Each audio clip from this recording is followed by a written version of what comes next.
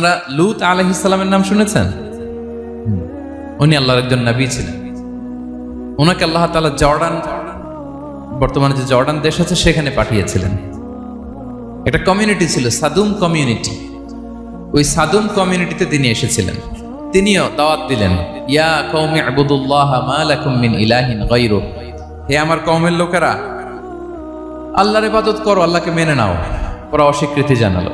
সত্যের পথে আহ্বান করলেন, অস্বীকৃতি জানালো। ওরা ওদের পাশ দিয়ে ক্যারাভেন যেত, কাফেলার লোকেরা ডাকাতি করত। ডাকাতির শাস্তির ব্যাপারে তিনি ভয় দেখালেন, তারা নিবৃত্ত হলো না। এমনকি তারা সমলিঙ্গের প্রতি যৌন আকর্ষণ বোধ করতো না, আউযুবিল্লাহ। হোমোসেক্সুয়ালিটি, এখন একটা গ্রুপ আছে দেখবেন যে রংধনু নিয়ে মিষ্টি মিষ্টি কথা শোনায় বিশ্বব্যাপী। তাদের সাইন হচ্ছে রংধনু, রেইনবো। তারা ছেলেতে ছেলেতে বিয়ে, মেয়েতে মেয়েতে বিয়ে, এটাকে প্রমোট করে, নাউযুবিল্লাহি মিন যালিক। আমাদের এই মুসলিম সমাজে যেন এই আবর্জনা প্রবেশ করতে না পারে, আমাদেরকে সচেতন থাকতে হবে, ঠিক কিনা? এই সাদুম কমিউনিটির একটা বদ অভ্যাস ছিল, তারা ছেলেতে ছেলেতে বিয়ে করত, পুরুষে পুরুষে। আল্লাহ নবী লূত আলাইহিস সালাম তাদেরকে বুঝালেন যে পৃথিবীতে কেউ এই পাপ কাজ করেনি। প্রাণীদের মধ্য থেকেও একটা পুরুষ প্রাণীর প্রতি আকৃষ্ট হয় না। তোমরা আশরাফুল মাখলুকাত হয়ে কিভাবে এই কাজ করো, তোমরা থামো। তিনি নানাভাবে হৃদয় নিংড়ানো ভাষা দিয়ে দাওয়াত দিলেন, কিন্তু তারা মানল না। তারা এই পাপ কাজ করতেই লাগলো।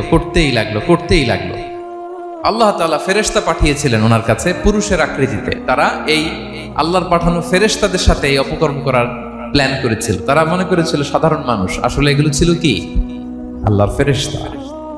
তো আল্লাহর ফেরেশতার সাথে যেহেতু এরকম পাপ কাজের চিন্তা করেছে, তার মানে দে ক্রস দেয়ার লিমিট। কি বলেন? সীমা লঙ্ঘন করে ফেলছে। আযাব, পানিশমেন্ট তাদের জন্য অবধারিত হয়েছে। আল্লাহ তাআলা শাস্তি দিলেন। কি শাস্তি দিলেন? সিম্পল। জিবরাইল আলাইহিস সালাম এসে পুরো শহরটাকে উল্টায় ফেলে দিলেন।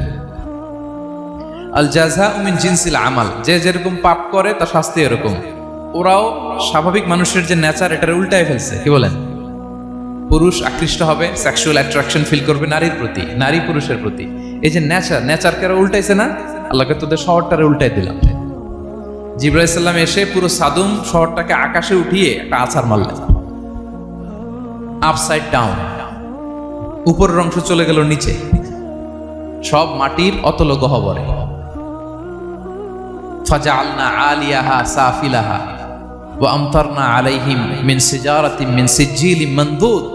আল্লাহ বললেন, উপরের অংশ নিচে নিয়ে নিলাম, পুরো শহরটারে উল্টে দিলাম, আর পাথর বৃষ্টি বর্ষণ করলাম, সব শেষ। ওই জায়গাটা আজও আছে, ওইটা জর্ডান এবং ইসরায়েলের সীমান্তে। এটাকে এখন বলে মৃত সাগর, আল বাহরুল মাইয়িত আরবিতে, ইংরেজিতে বলে ডেড সি। কি সি? Dead sea. মৃত সাগর কেন? কারণ ওখানে কোনো প্রাণী জন্মায় না। ওই সাগরে কোনো মাছ নাই, কোনো ব্যাঙ নাই, এমনকি কোনো শ্যাওলাও নাই। গজবের জায়গা। লবণের density at least 10 times more than the natural sea. সাধারণ সাগরের পানিতেই তো কত লবণ, আমরা মুখে নিলে রাখতে পারি এত লবণ। ওইটার চেয়ে কমপক্ষে 10 গুণ বেশি লবণাক্ত।